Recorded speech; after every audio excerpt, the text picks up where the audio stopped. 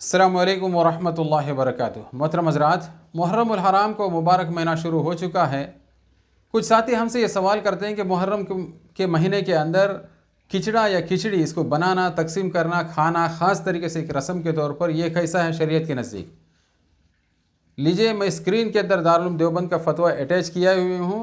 इसके अंदर दारुल उलूम देवबंद एकदम साफ़ तरीके से लिखता है कि मुहर्रम उल हराम के अंदर खिचड़ा या खिचड़ी का बनाना, खाना, तकसीम करना और शरबत वगैरह पिलाना, सभी लगाना और शीरीनी वगैरह तकसीम करना ये जायज़ नहीं है, नाजायज़ काम है। इसलिए कि ये शियाओं का ईजाद करदा एक तरीक़ा है, शरीयत में इसकी कोई असल नहीं है।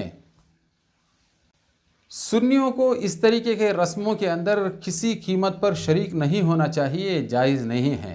नीज़ इस तरीके का खिचड़ा या खिचड़ी अगर कोई पकाकर हमें पेश करता है, देता है, इसको हरगिज़ खाना नहीं चाहिए, बल्कि साफ़ तरीके से मना करना चाहिए ताकि गलत रस्मों की किसी कीमत पर तायद ना हो, सपोर्ट ना हो।